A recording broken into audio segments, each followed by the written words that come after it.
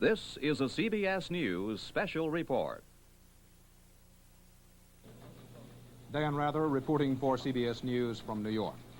The Reverend Martin Luther King, Jr. was shot to death by an assassin late today as he stood on a balcony in Memphis, Tennessee. Dr. King had planned to lead another civil rights march in Memphis next Monday. We got the latest on the story now from Russ Hodge, news director of WREC-TV in Memphis.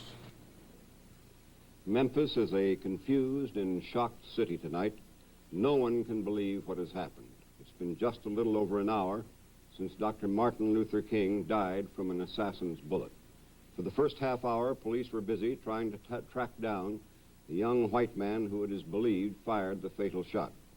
However, the picture has changed. There have been scattered instances of looting in the predominantly Negro sections of the city, most of it in liquor stores. Crowds have been gathering on street corners, and police are trying to break them up. The National Guard units from West Tennessee have been called back in after being released just a day ago. Mayor Henry Loeb has declared a complete curfew in the city, and this has been backed up by Shelby County Sheriff William Morris. King was shocked as he stood on the balcony in front of room 306 in the Lorraine Hotel. He was alone. His aides were in the room behind him. Dr. King was rushed to St. Joseph's Hospital emergency room. He died at 7 o'clock Central Standard Time from a gunshot wound in the neck. Police recovered what is believed to be the murder weapon, a Browning rifle with a scope sight. Reverend Andrew Young, King's top lieutenant, was at the hospital awaiting word and described the shooting.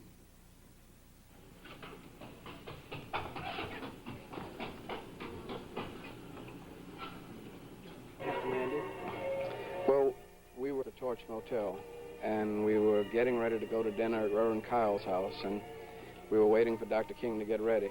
And as he came out of his room on the edge of the balcony, he was shot. And we thought a firecracker had gone on. Most of us were downstairs on the lower level. And we immediately ran up and saw that he'd been pretty badly wounded and sent for the ambulance and the police and everybody. Where was he shot at? He was shot. We have just talked to two of the leaders in Memphis, Judge Ben Hooks, a criminal court judge, a Negro, and a Reverend. We've also talked to the Reverend James M. Lawson, who has been a leader in the sanitation strike here, and also a pastor of Centenary Methodist Church. They have asked for citizens of Memphis to remain calm, and we believe that their words will have some effect. This is Russ Hodge, WREC-TV in Memphis. There was reaction from the highest levels. President Johnson went on the air and in a national broadcast said, and I quote, "America is shocked and saddened by the brutal slaying," end of quotation. In his brief message, Mr. Johnson also disclosed that because of Dr. King's death, the president has canceled plans for a political appearance tonight and has postponed until at least Friday his scheduled departure for Vietnam strategy talks in Honolulu. In Memphis, as Russ Hodge mentioned, an immediate curfew went into effect and police moved through the streets. To recap this special report, the Reverend Martin Luther King, Nobel Prize winner and one of the nation's civil rights leaders, was shot to death late today in Memphis, Tennessee. Dr. King was 39. Memphis police say 2 men have been arrested in connection with Dr. King's slaying. Dan Rather, CBS News, New York. This from CBS News has been a special report.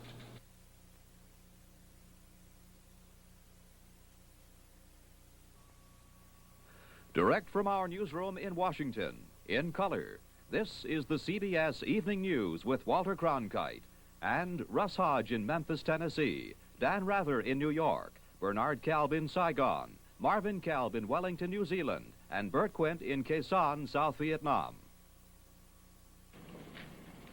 Good evening. Dr. Martin Luther King, the apostle of nonviolence in the civil rights movement, has been shot to death in Memphis, Tennessee. Police have issued an all-points bulletin for a well-dressed young white man seen running from the scene. Officers also reportedly chased and fired on a radio-equipped car containing 2 white men. Dr. King was standing on the balcony of a second-floor hotel room tonight when, according to a companion, a shot was fired from across the street. In the friend's words, the bullet exploded in his face. Police, who have been keeping a close watch over the Nobel Peace Prize winner because of Memphis' turbulent racial situation, were on the scene almost immediately. They rushed the 39-year-old Negro leader to a hospital where he died of a bullet wound in the neck. Police said they found a high-powered hunting rifle about a block from the hotel, but it was not immediately identified as the murder weapon. Mayor Henry Loeb has reinstated the dusk-to-dawn curfew he imposed on the city last week when a march led by Dr. King erupted in violence. Governor Buford Ellington has called out 4,000 National Guardsmen, and police report that the murder has touched off sporadic acts of violence in a Negro section of the city. In a nationwide television address, President Johnson expressed the nation's shock. America is shocked and saddened by the brutal slaying tonight of Dr. Martin Luther King. I ask every citizen to reject the blind violence that has struck Dr. King, who lived by nonviolence. I pray that his family can find comfort in the memory of all he tried to do for the land he loved so well. I have just conveyed the sympathy of Ms. Johnson, myself, to his widow, Mrs. King. I know that every American of goodwill joins me in mourning the death of this outstanding leader and in praying for peace and understanding throughout this land. We can achieve nothing by lawlessness and divisiveness among the American people. It's only by joining together and only by working together can we continue to move toward equality and fulfillment for all of our people. I hope that all Americans tonight will search their hearts as they ponder this most tragic incident.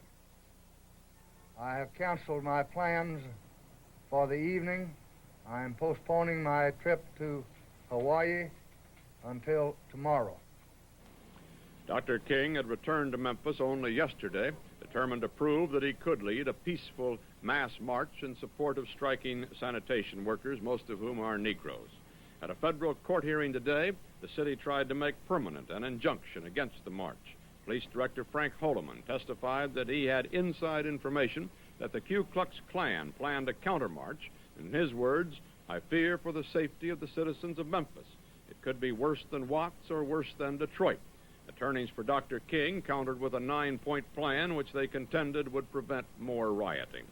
During the violence which took over Dr. King's march in Memphis just 1 week ago, one young Negro was killed, 62 persons were injured, and 276 arrested. Dr. King himself, when it began, was surrounded by a protecting human wall of followers, put into a car, and quickly taken from the scene. Dr. King had this to say last night about the situation in Memphis.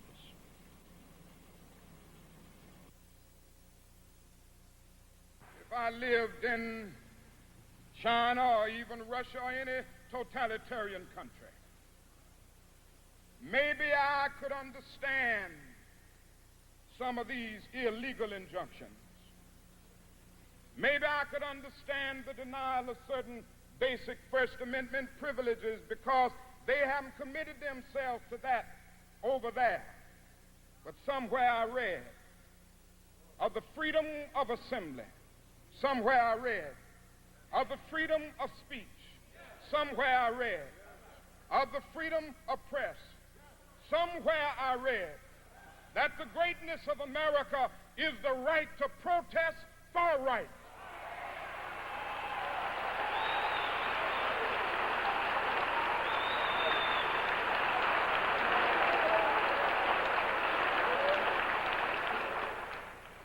And so just as I say we aren't going to let any dogs or water hoses turn us around, we aren't going to let any injunction turn us around.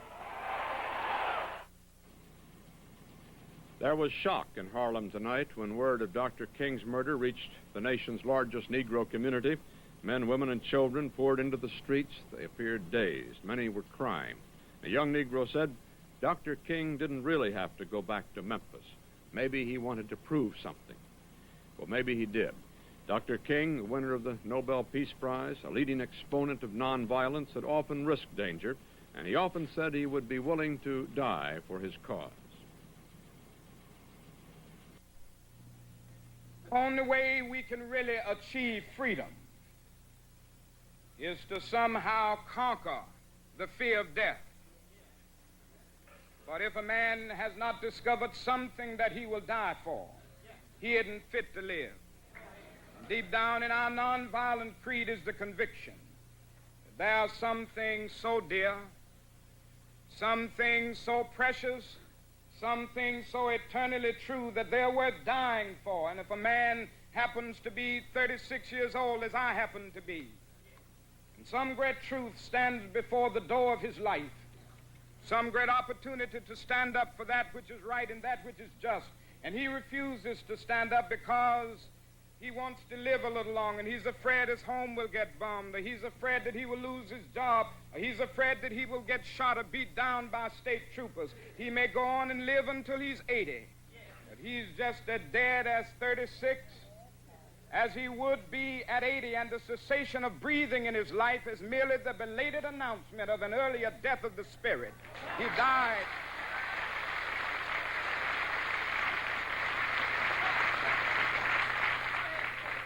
A man dies when he refuses to stand up for that which is right. A man dies when he refuses to stand up for justice. A man dies when he refuses to take a stand for that which is true. So we're going to stand up right here amid horses. We're going to stand up right here in Alabama amid billy clubs. We're going to stand up right here in Alabama amid police dogs if they have them. We're going to stand up amid tear gas. We're going to stand up amid anything that they can muster up, letting the world know that we are determined to be free. Dr. King won his first important civil rights victory in Alabama when he led the famed Montgomery bus boycott in 1956. His campaign led to integrated seating on city buses in the deep South City, and that, possibly more than any other feat, added new fuel to the surging civil rights movement in the 1950s and beyond. CBS News will present a special program on Dr. King at 11 o'clock Eastern Time tonight over many of these stations. And now for an on-the-scene story of what happened in Memphis tonight, here is Russ Hodge, the news director of WREC-TV. Memphis is a confused and shocked city tonight. No one can believe what has happened. It's been just a little over an hour since Dr. Martin Luther King died from an assassin's bullet. For the first half hour, police were busy trying to track down the young white man who it is believed fired the fatal shot. However, the picture has changed. There have been scattered instances of looting in the predominantly Negro sections of the city, most of it in liquor stores. Crowds have been gathering on street corners, and police are trying to break them up. The National Guard units from West Tennessee have been called back in after being released just a day ago. Mayor Henry Loeb has declared a complete curfew in the city, and this has been backed up by Shelby County Sheriff William Morris. King was shocked as he stood on the balcony in front of room 306 in the Lorraine Hotel. He was alone. His aides were in the room behind him. Dr. King was rushed to St. Joseph's Hospital emergency room. He died at 7 o'clock Central Standard Time from a gunshot wound in the neck. Police recovered what is believed to be the murder weapon, a Browning rifle with a scope sight. Reverend Andrew Young, King's top lieutenant, was at the hospital awaiting word and described the shooting.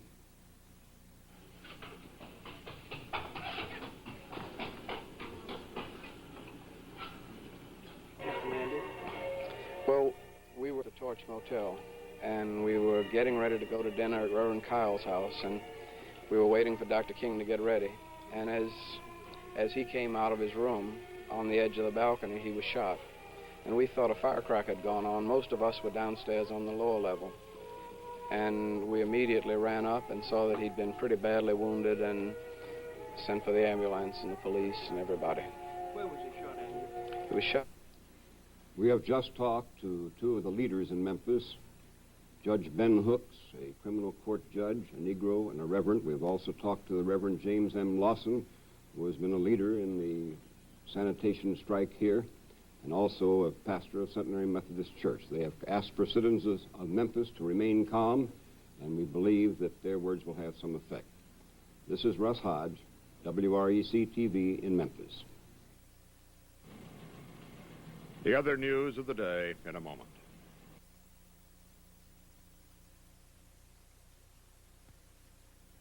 This is another fine mess you got us into. What do you think got those Indians so upset? Who wouldn't be upset? Telling all those poor Indians that all the gold they found was non-returnable. Quartz. How do you like this fiendish plan? Putting those cold Budweisers so close. Hey, I can read the label on this one. Listen to this. This is the famous Budweiser beer. We know of no brand produced by any other brewer which costs so much to brew and age. Our exclusive Beechwood aging produces a taste, a smoothness, a drinkability that you'll find in no other beer at any price. If we ever get out of this, why don't you become a radio announcer? I sure wish the cavalry would arrive. Oh, what makes you think the cavalry's going to come and rescue us? Rescuing us is purely accidental. Today is payday at the fort. And yonder lies Custer's last stand. Budweiser, best reason in the world to drink beer. Hanoi is charged that American planes today attacked the populated northwest corner of North Vietnam, an area far above the 20th parallel bomb line set by President Johnson. Communist broadcast said the planes dropped more than 50 bombs on Lai Chau province, just 30 miles south of Red China's border. U.S. officials said they had no knowledge of such an attack, but they ordered an investigation.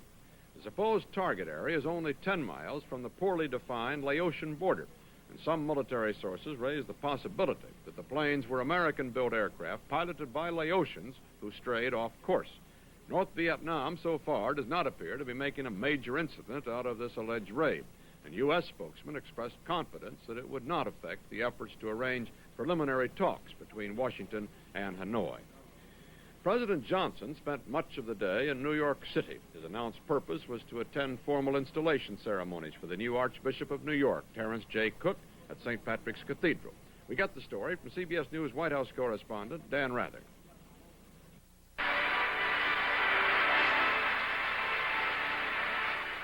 The president's entrance into the cathedral was greeted by applause, unusual at such church services.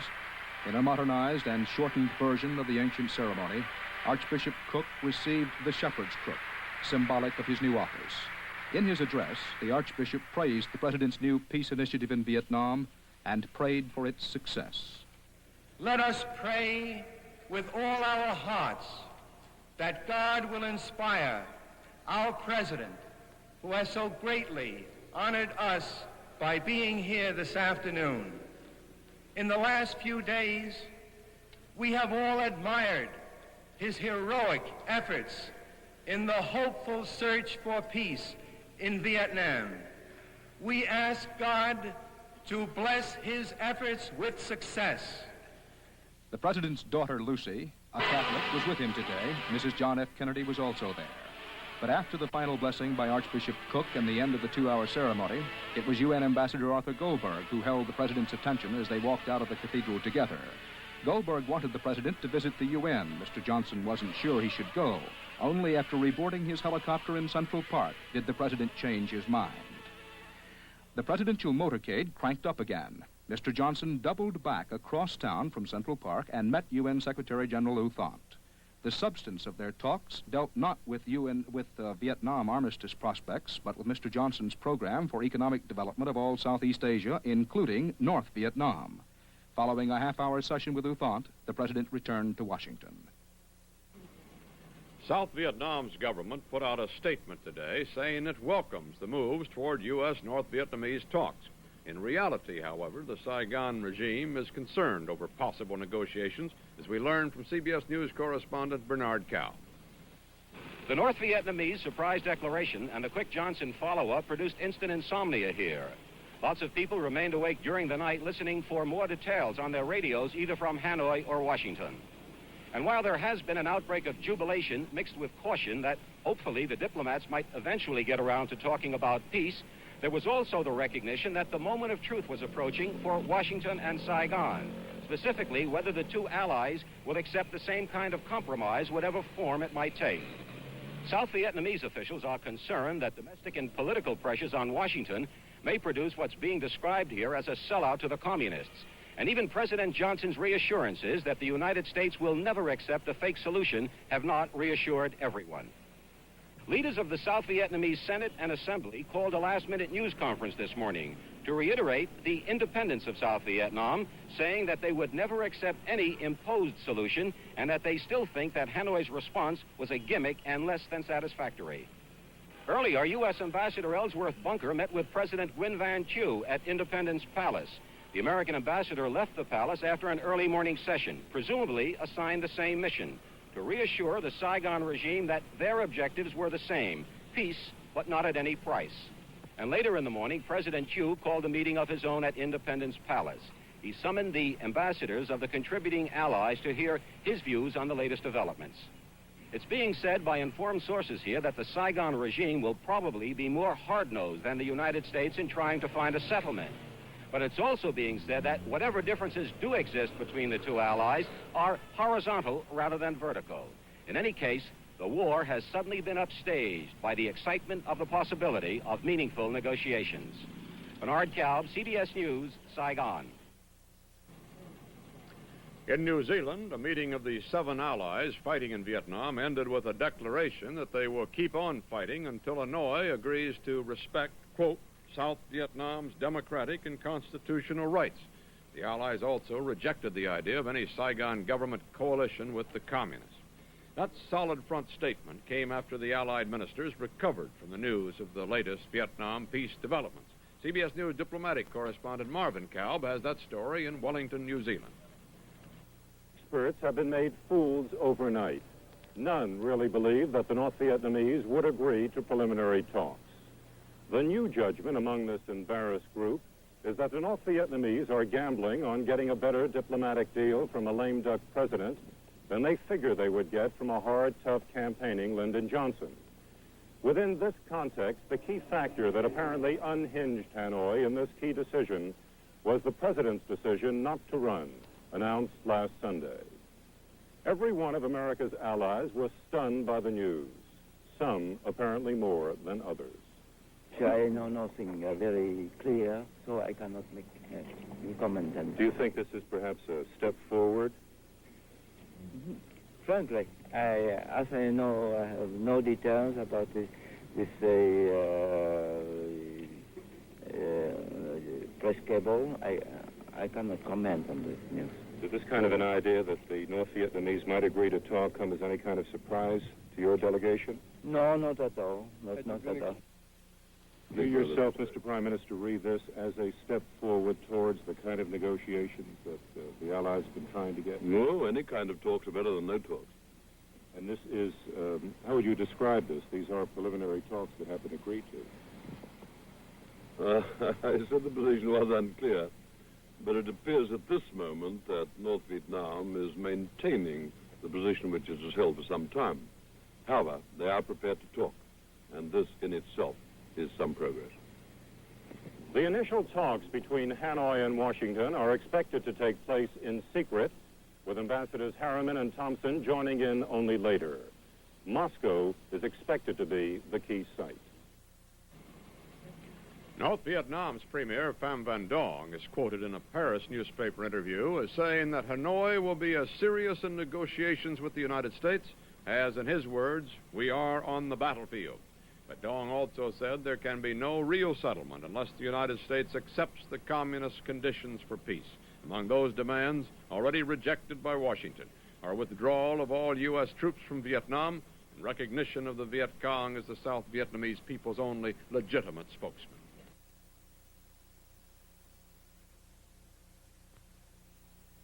Just get me those figures.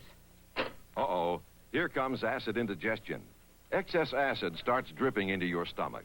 You need new Triactin, the antacid with a special stomach-relaxing ingredient. Triactin not only neutralizes acid, Triactin's special ingredient goes further to help turn off the excess acid faucet. Excess acid's gone, indigestion's gone. New Triactin helps turn off the excess acid faucet, liquid and tablets.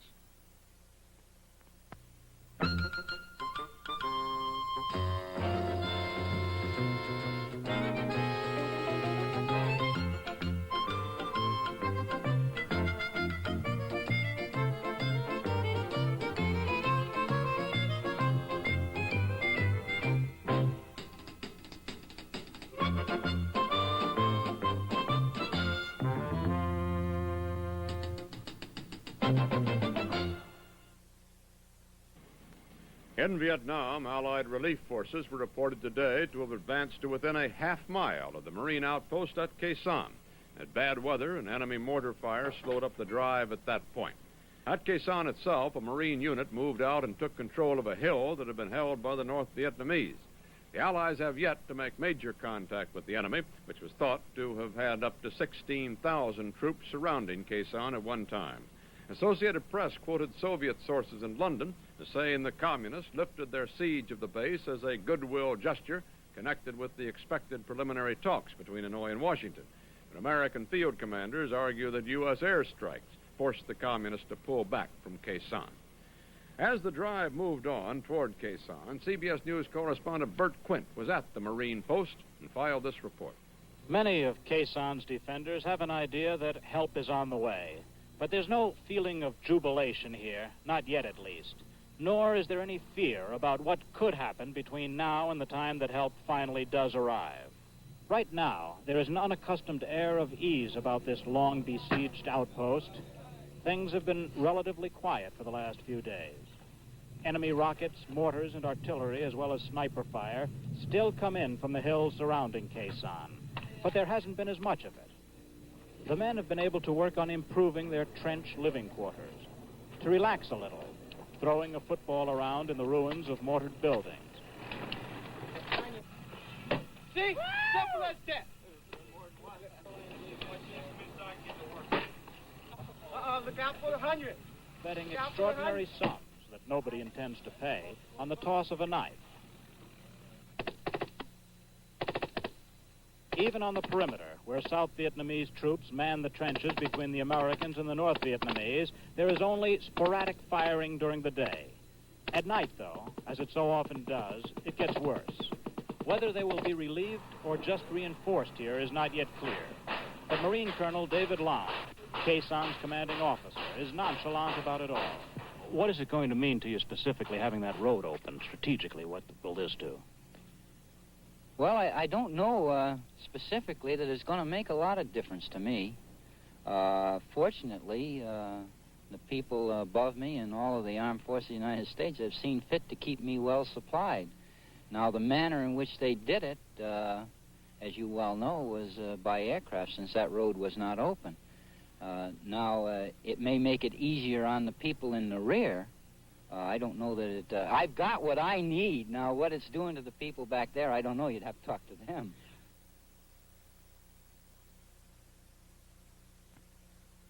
Hi, Pat.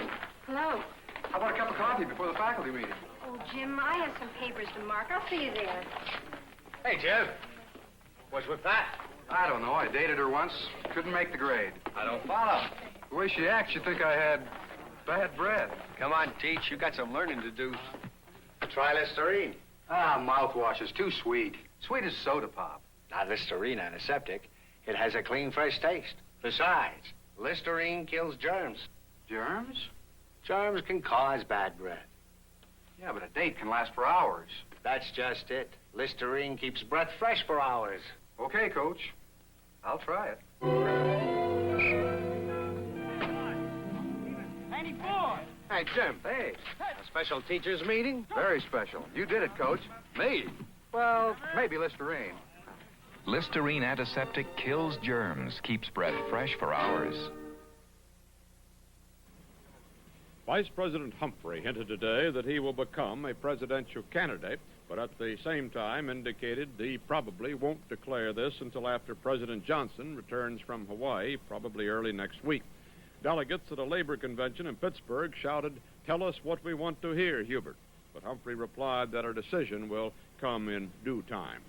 The House today passed a weakened version of President Johnson's travel tax bill to reduce the dollar drain. The measure, which goes to the Senate, would impose a 5% tax on overseas airline fares. It also would cut the $100 duty-free exemption on foreign goods to $10. The second unmanned test of America's giant Saturn V ran into a series of problems today, which raised doubts about whether it is ready for astronauts to ride. The 36-story rocket and its Apollo spaceship lifted off from Cape Kennedy exactly on time at 7 a.m., but the failure of two of the Saturn's 5 second-stage engines put the big ship into the wrong orbit. And later, a third-stage rocket engine designed to start the spacecraft toward the moon failed to ignite for a test. Even though the Apollo landed safely near its Pacific target zone, the troubles threatened to delay the Man on the Moon program. It was nothing like yesterday, but the encouraging Vietnam news again pushed prices higher on the New York Stock Exchange. The volume was heavy, with more than 14,300,000 shares traded. The exchange index gained 22 cents. The murder of Dr. Martin Luther King has triggered violence tonight in Memphis's Negro section, and there are reports of trouble also in some other cities. Memphis police said snipers have fired on police and National Guardsmen and that some persons have been hit. Fire bombings and vandalism also were reported. Birmingham, Alabama police also reported some disorders in a Negro section there. And Miami police were pelted by rocks when they answered a report that a furniture store was being looted. That in Miami. And that's the way it is, Thursday, April 4th, 1968. This is Walter Cronkite, CBS News, reporting from Washington. Good night. We never expected twins. My wife was frantic at first. I tried to help, like doing the marketing. That isn't the instant I buy, she said. Try it, I said. It's instant Maxwell House coffee. Good to the last drop. The instant that tastes like coffee. You be a good little Maxwell housewife and relax a little, and this marriage might even survive twins. Maxwell House coffee, instant and ground. Almost nothing has been done about tonight's dessert. Because Jell-O has invented a way to make a great cream pie by doing almost nothing. It has a crumb crust you don't bake. No baking. A filling you don't cook. No cooking. A topping you pile high. That makes it. A great cream pie by doing almost nothing. New Jell-O cream pie. Great. Direct from our newsroom in Washington, in color, this has been the CBS Evening News with Walter Cronkite.